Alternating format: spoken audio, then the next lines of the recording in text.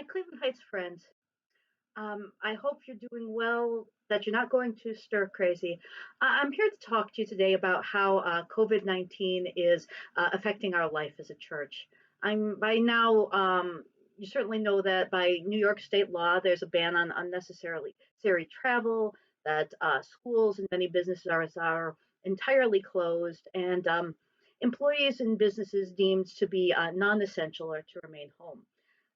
The federal government, the Center for Disease Control, and the World Health Organization have given recommendations about limiting social gatherings as well as other recommendations about health and hygiene. I hope you're following them.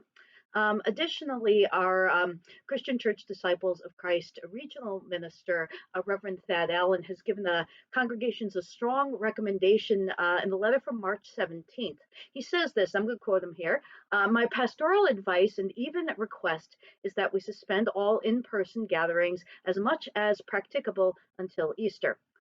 You've already received a copy of that email from Thad. It came through from Bob a couple of days ago, and I highly recommend that you read it as he approaches this challenge of COVID 19 with considerable theological reflection and grace.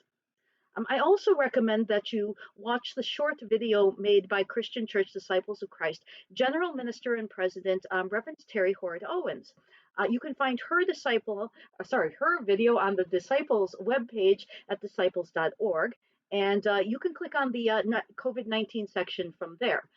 She did her video from home a couple days ago. She's too just taking the recommendations from the health experts very seriously. Now, you're surely wondering about our life as Cleveland Heights Christian Church, and particularly about worship services. While I don't have all the answers at this point, what I can tell you is this. On Wednesday, March 18th, the elders had their regular meeting. 7 of the 10 active elders currently at Cleveland Heights Christian Church participated in this meeting, plus myself, either in person or through video conferencing.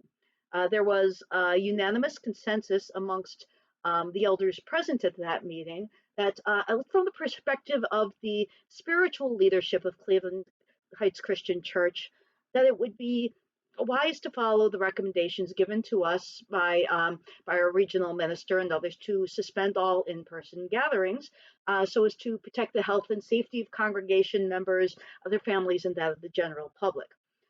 However, the decision of whether or not to actually do so needs to come from our church board. They haven't met yet as of today, Sunday, the 22nd. And so I'm kind of limited in what I can tell you about in-person worship, although we did have a small but wonderful worship service here at church this morning. Our faith mandate is to love God and to love our neighbors as ourselves. The question for us all under these circumstances is, what does love require? And I think love calls us to protect the vulnerable. The elderly and those with compromised health conditions are at severe risk from COVID-19, and about 2/3 of our members fall into an elevated risk category. And love also calls for us to seek the common good. We need to consider how our actions affect others in this COVID-19 pandemic. Our hope is to flatten the curve, as you've heard, to slow the spread of the virus, to keep the healthcare system from being overwhelmed, to help keep healthy people from contracting the virus, and to prevent those who have been infected but don't know it yet from unwittingly passing it on to others. And love calls for actions from us to minimize regret.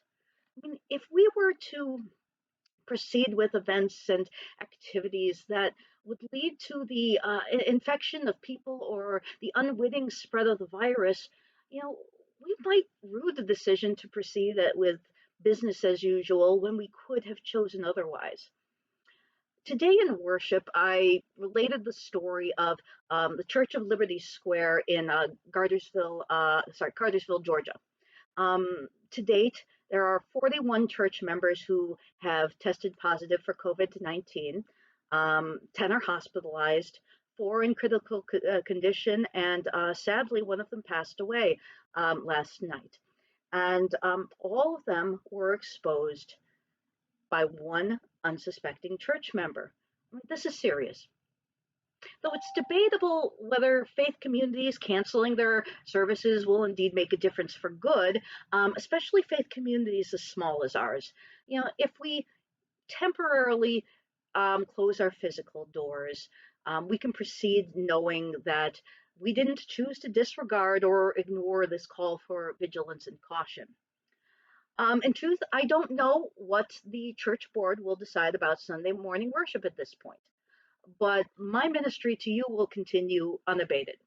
I have plans, which I will send to you in detail tomorrow on Monday, to conduct several gatherings during the week online.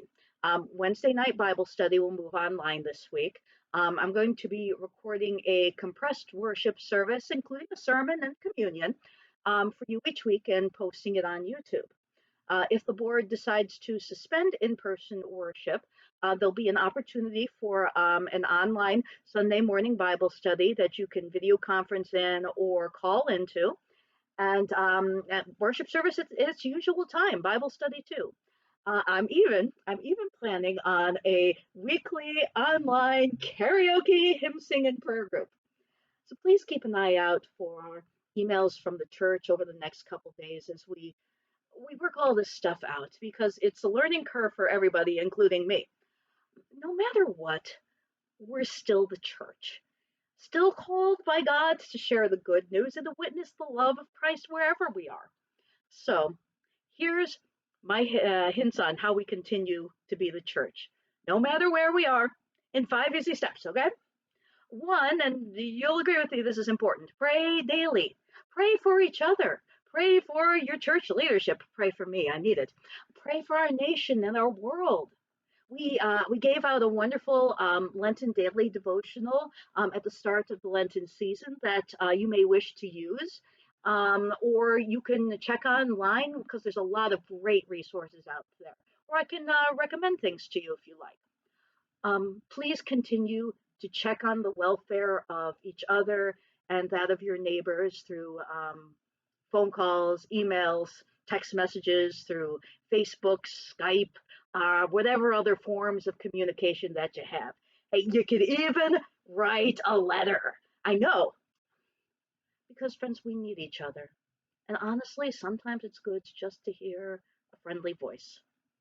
The third thing on my handy tips is please continue as best as you're able to offer your financial support.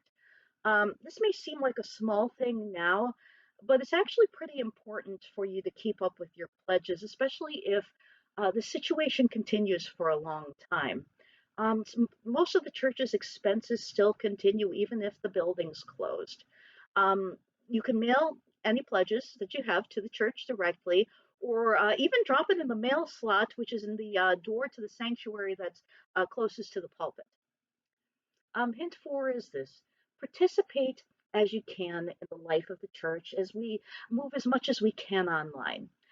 This is actually a great opportunity for us to be able to reconnect with people, like our shut-ins who can't physically be in church, but they all, in fact, do have an internet connection. I think this could be the start of a wonderful new ministry. And the last tip I have for you is this: take this time to practice Sabbath. Um, the disruption of life and the economic hardships that are caused by this scenario are real, but our social distancing also offers us some gifts. We have time. We have time to connect with loved ones. We have time to play a game, bake cookies, read a book, learn something new, make something beautiful. And all of these things can be worshipful in their own way. I thank you for the prayers that you've offered to God on my behalf. And remember, my friends, that no matter what, we are the church together. In the words of Holy Scripture from the end of Paul's second letter to the Thessalonians, I give you this blessing. I pray that the Lord, who gives peace, will always bless you with peace So may the Lord be with all of you, my friends. We'll see you soon.